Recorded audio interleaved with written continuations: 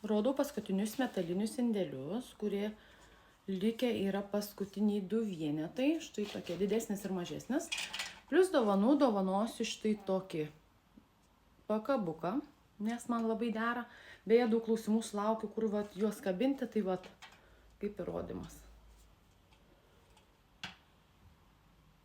Plius dovanų gausite štai tokį banginuką.